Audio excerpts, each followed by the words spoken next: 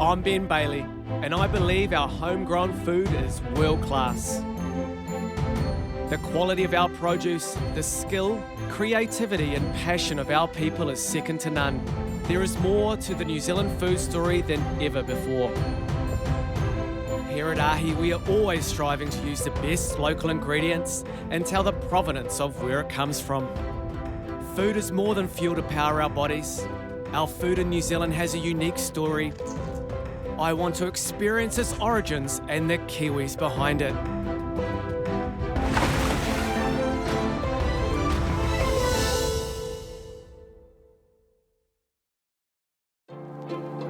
Wine is a massive part of Ahi, and especially New Zealand wine, and the provenance of where and how it is made. So I'm heading to the Landing in Northland, which plays a significant part in New Zealand's history. I'm meeting my business partner and sommelier over there, but on the way I thought it'd be nice to turn up with some fish. In the DNA of every New Zealander, there's a little bit of Matt Watson, isn't there? There is. Outdoors with Jeff and Bill Hohepo. Oh, yeah. You know, those guys, I grew up watching that. I mean, fishing is just such a part of our food culture. Well, it's the best way to have fresh fish, isn't it, you know, unless you put in all the paiahi. Oh, yeah, here we go. Oh, my heart always races on that first fish, eh? Oh, he's decent. It's a good one. Little 3 kilo. Yeah, nice. There we go, nice little panny school fish to kick things off. Oh, yes.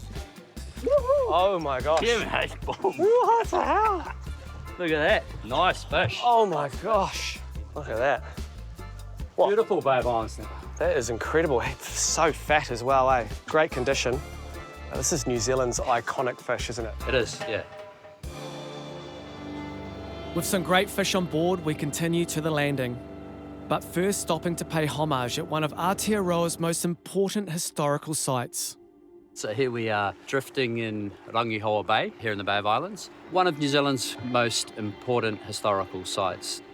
In 1814, New Zealand's first permanent European settlement happened here on this beach. The birthplace of Aotearoa, New Zealand, is here in the north. You know, Kupe arriving through the Hokianga on the west coast.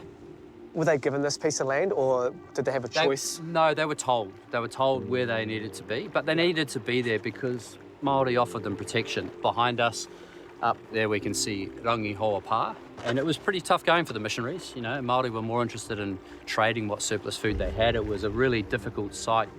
But the first horse was ridden up and down this beach. Māori have been cultivating food through this whenua for 800 years. You know, we are a continuation of that through our wine, through our hospitality, our manaakitanga. You know, it's so spiritual, actually, because here we are on a journey to find out what the New Zealand food story is, and what a better place to come. It's actually incredible to hear the stories of the old people, both Māori and Pākehā. I'm just so grateful. Thank you. It's time to put my feet on the whenua and find out the provenance of the Landing's wine. And then I'll head up the head chef to help make a late lunch for everyone involved. This is incredible, look at it. The Landing is stunning, and I can't wait to meet Teresa, who is the head viticulturalist. Thanks for having me. Oh, you're welcome. What an immaculate vineyard. What strikes me about the vineyard is usually they're surrounded by olive trees, but the Landing has an abundance of natives. We have about 1.5 million plants which were planted in the last Holy. 20 years. Big diversity of birds. We have a massive population of kiwi birds, one of the biggest. Kiwis? Yes. We In a have vineyard? kiwis in a vineyard. We have It's incredible. monitors in a vineyard, and if you come during the nighttime, you will see them wandering and pecking the ground, Oh my gosh. getting bugs. So we're trying to figure out what they like to eat, trying to encourage farmers to protect them because they're beneficial for the area as well.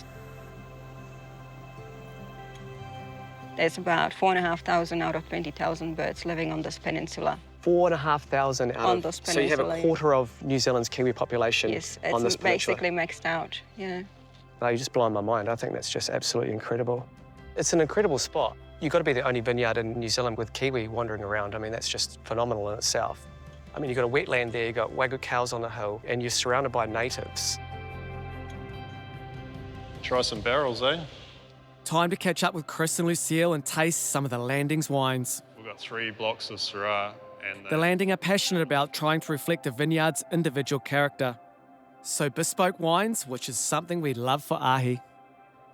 People care about how a wine is made and people care about how you put a dish together, but people care more right now about the story of the food and the story of the wine, more so than the techniques behind the execution of those dishes or ingredients or produce or whatever. So that's why coming here is important. This is not just a place where you can't visit.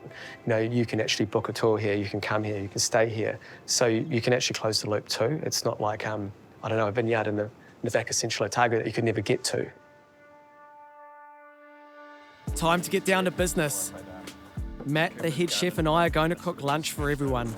It's going to be local, rustic, and delicious. So what's on the menu? Beautiful fresh snapper. We're going to do some double lamb cutlets with romesco sauce, shallots which have been braised in the Landing Syrah. Awesome. I love the Syrah. Yeah. All right, Good stuff. what's my first job?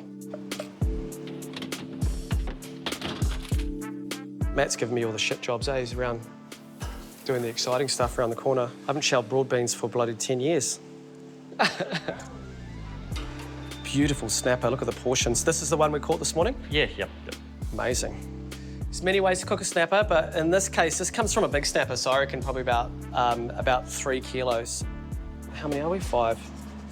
I don't want to flood the pan too much either, so I'm not going to cook all of them. We're going to cook it all the way on the skin pretty much and try to get a nice crispy skin. And then right at the end, we're going to add a bit of butter, a bit of garlic, and we're going to flip it over and basically kiss the flesh on the other side.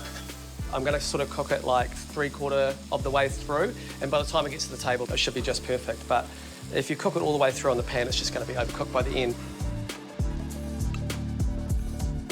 It's so nice. You can smell it.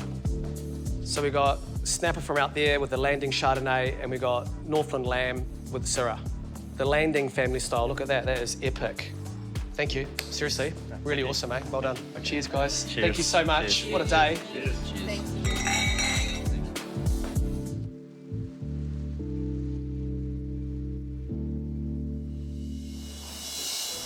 Coming up, I head to Ruakaka to see the future of our fishing stocks. They're hungry.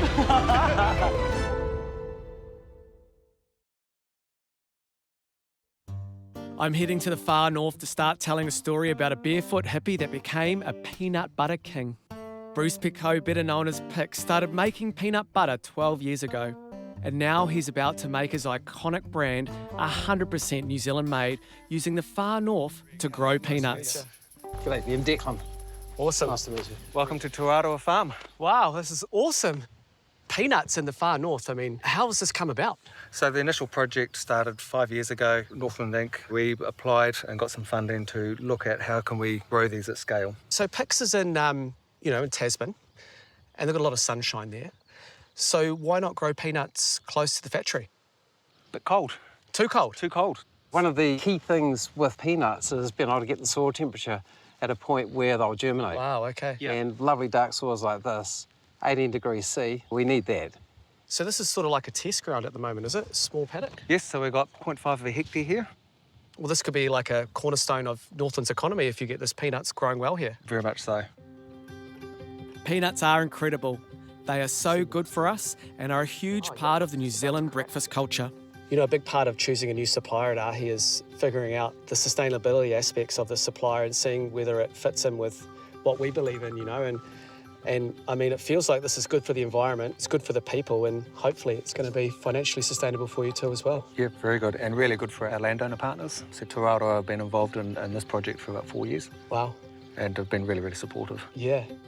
I mean, farmers need to diversify, don't they? Very much so. Can't just keep on doing the same thing. Our climate is changing. Yes. We need to change with it and adapt with it. Northland's leading the way in the climate change response to the rest of the country because we're getting hit first. This is such an exciting project. So much so that an experimental jar of Northland PX peanut butter sold on Trade Me for $3,000. It's a lighter colour, eh? And I'm going to try it. Man, that's half a jar. That's $1,500 right there.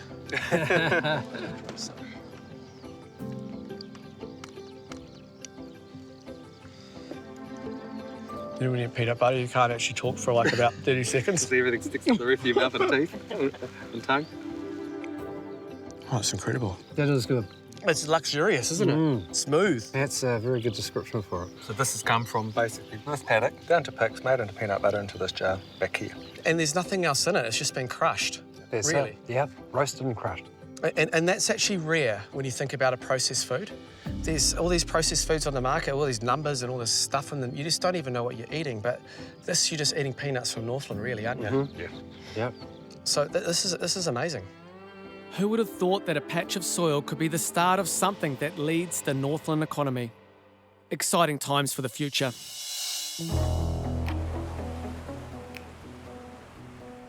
In a restaurant, it's always been challenging to find great seafood. The fish prices have gone up, the fish numbers have gone down, the stocks have reduced. So what is the future for our seafood? Here we are in Bream Bay, Rutakaka, on the most beautiful, moody day, and we're here to see possibly the future of seafood in the world. Land-based aquaculture, bringing seawater on land and rearing fish like kingfish, hapuka, high-valued fish, fish that actually are in trouble out there. You know, it's just unbelievable. They're like literally flaunting right in front of us, drag netting in Bream Bay. It's the ultimate juxtaposition, isn't it? The old way versus the future.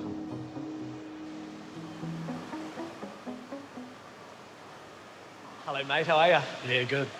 Thanks for having us. Look at these guys. So this is where it all starts. Wow, look at him, he's right there. I mean, first of all, start with the water. So the water comes off the beach over there. Yeah, I mean, how are you allowed to do that? Is that a challenge? got a really good opportunity here where back in the 70s, they built a power station. It's part of the Think Big projects. Yes. And they were going to run it off the Marsden Point oil refinery, but it never fired up. So essentially that infrastructure was already here, right? Yeah. Mothballed, never used. Yeah. And I guess that's the key to this location. So these fish are massive. This is not what we get in the restaurant. No, so these are the breeding fish, right? These are F1 broodstock we've bred ourselves. Wow, okay. So these were little babies on site here at one point in time. Wow. The oldest fish, maybe 8 years old. Amazing. Breeding's a massive part of aquaculture, right? Yeah. So we're in the middle of a breeding program ourselves to produce high quality fish that perform well. They are such a majestic fish, and I can see why they're called the king of fish. Built for speed and built to eat. They have fed wild-caught fish like pilchard and squid. Oh, they're hungry. They're beautiful animals. Do you name them? Yeah, sometimes. A few special ones.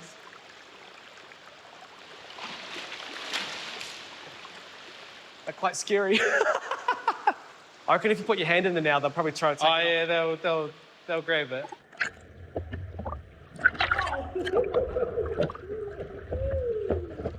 So I guess the schooling now is similar to in the wild. These are the fish that produce eggs. So you've That's got right. male, female in here? Yep, we've got a mix of male and female. We know who all the fish are. Yeah. So they have a tag.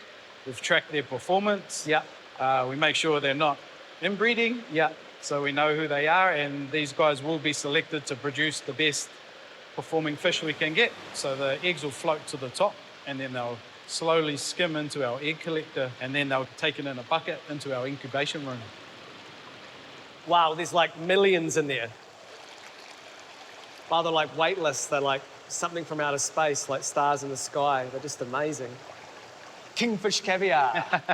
How many eggs does a female lay? Like millions? Yeah, any individual can produce litres of eggs per spawn, Yes. and 1 litre of eggs is about 400,000 Wow. eggs individuals. That is staggering.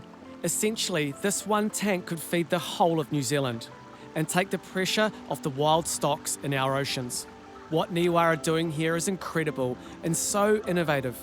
The next step, the infant tanks. Okay, these are the tiny, tiny kingfish here. I mean, how old are these guys? So these particular ones are 7 days old. We incubate them for 5 days. They hatch after 3. We bring them over at 2 days old, Yep. and they start eating straight away. Step 3, the juveniles. They look like little pilchards, don't they, at the moment? Yeah, totally. A lot of people wouldn't know what these were in the wild, to be honest. Yes. They don't look like a kingfish yet. No. These guys, how old are they? They're about 2.5 months old. Wow. Yeah, so from that tiny little egg, 2.5 months to now. and then they really start growing from here on. Little piranhas. Oh yeah. This is the end of the nursery phase, Yeah. and then we hand them over to Mike over at the RAS farm, and then they grow on to harvest size. So your work is done. Essentially, So do you get all sentimental? Like, I mean, you're saying goodbye to your babies. it's a little bit sad, but then we have a whole heap of new babies coming Yeah. in. And the final stage, the fish that I'll be seeing in the restaurant, the unruly teenagers. Now this is next level. Like, wow, this is like mind-bending. It's amazing. So this is where we grow the fish out. Yeah. Obviously, there's lots smaller tanks over on Dave's side over there. But as we bring them over here, we're going to grow them up, and we obviously just need that size and scale to get them up Yes. to harvest size. Wow. So how many fish in each tank? So at the moment, we've got about 10,000 fish in each of these tanks. Wow. They're about 350,000 litres in each tank. And we're aiming to harvest around a year, 13 months. It's more economic to harvest them at that good 3 kilo size. It's a great size for eating, great in restaurants, you know. Yes. They get everything they need in here. They get fed up, they get treated like kings, so you do get a more fatty flesh, a bit smoother. Where do you guys want to take this kingfish? So this site here was designed to produce 600 tonnes of kingfish per year. Yeah. And in the future, on our site, we want to be producing up to 3,000 tonnes. So it's more than just a farm, right? It's about the IP, the technology. Yeah, it's about developing the industry, really. Yeah, that's what we really want to Wow. do. Yeah. So this is really the beginning. This is the frontier of kingfish farming in New Zealand. I've walked up from the beach here and watched the life cycle of a kingfish unfold in front of my eye. It's been so inspiring and such a great story to tell. Niwa and Northland, I salute you. Coming up, who would have thought in subtropical Northland there is the most amazing papaya grove? Ooh, baby.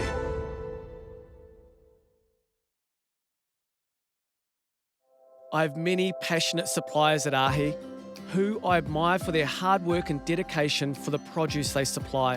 One such is Sarah and Andrew from Aotearoa Grown, who grow the best tropical fruit, and they are here in Northland. Lovely to see you. Same here, sunny Northland. Great to see Yeah. you too. It's so amazing to come to your neck of the woods and see this amazing place. I'm just like, it's a visual overload, isn't it? Far out. How long have you been going for? We've been going for 3 years, so this is our second harvesting season. This particular tunnel is the first papaya plantation that we put in, so it's a little bit of an experiment. What inspired you to do this? That's a good question. We often ask ourselves that. So we like fruit.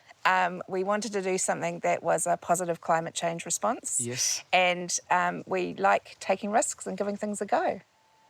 So you've established that the current climate in Northland is getting more subtropical? Oh, definitely. Yep. Climate changes now, and we have to respond. They are such a good fruit. They are the fruit of life, the fruit of angels is what they were called. Wow. They've got this really rich tradition in medicine. Every part of the tree is edible and usable as food or medicine. Sarah and Andrew are also experimenting with tamarind, cinnamon, bananas, and pineapples, to name a few. But today it's all about the perfect papaya.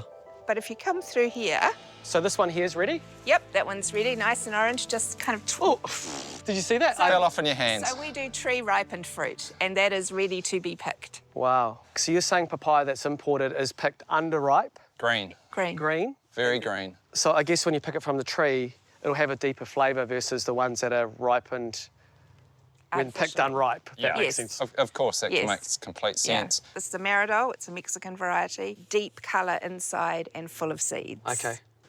I mean, the shape of these ones are totally different. Yeah, so this is a different variety. This is a red lady. So if you pick this one, do you want me to hold that one? Because Yes, you might yeah, need yeah. 2 hands. Twist Twist it it. again. Keep spinning and pull. Yep. Perfect. Beautiful. Well, you can see the sugar on the outside, eh? Yeah, they excrete small amounts of latex from the skin, and the latex stops them being eaten in their natural environment by monkeys. Whoa. So, Which we don't have in New Zealand, luckily. yeah. Well, I've got a few monkeys. If we come over here, so this is a Fijian red, slightly smaller, really sweet. Try this one. Our integrated pest management system with the spider webs. Yeah. That'll be lovely and sweet. Yeah, you see all the bugs. I love that, like it's... You don't get more organic than that, do you? No. It's completely spray-free. And that's one of the great things about subtropicals in New Zealand is there's no real pests. Yes. Can I pick it? Yeah, do. Just twist it. Yep. It looks like a little tree tomato. Yeah, it does. Can you eat it? I wouldn't. It'll taste very bitter. That's the latex. That's the latex. Yeah, it's not good. That'd be bitter. Got to try it though, don't you? Yeah. So remember, we said before that the plant's got inbuilt defence mechanisms for things that eat it. There you go. Aotearoa grown is truly incredible. They're experimenting beyond belief, and there is so much diverse produce here. Time to cook some dishes. I have kingfish from Niwa, some peanuts from up north, and some fresh papaya from here. So we've just been to the Kingfish farm, which is amazing, just up the road, 10 minutes. So we'll do a little tropical fruit and raw fish to start. I'm going to dice this guy to a similar size to the fish. Should be sweet and crisp. Because I'm going to slightly cook it in a little bit of acidity. So this is like ikimata, you know, like in Polynesia. Yeah. And add some homemade coconut milk and salt. This is the native beach spinach Oh, that grows up on the beach. fantastic. Thank you. Wow. Ooh, baby. Dish number 2, kingfish and papaya.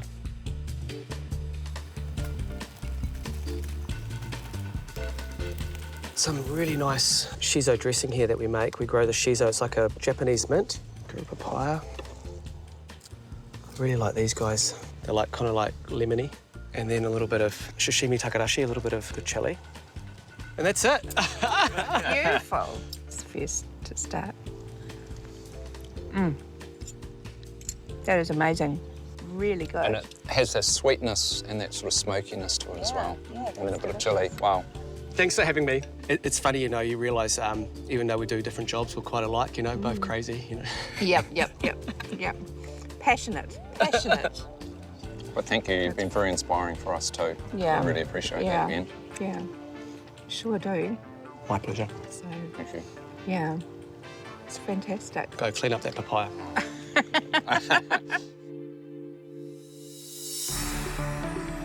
A New Zealand food story was brought to you by Balance Farm Environment Awards, promoting sustainable farming and growing.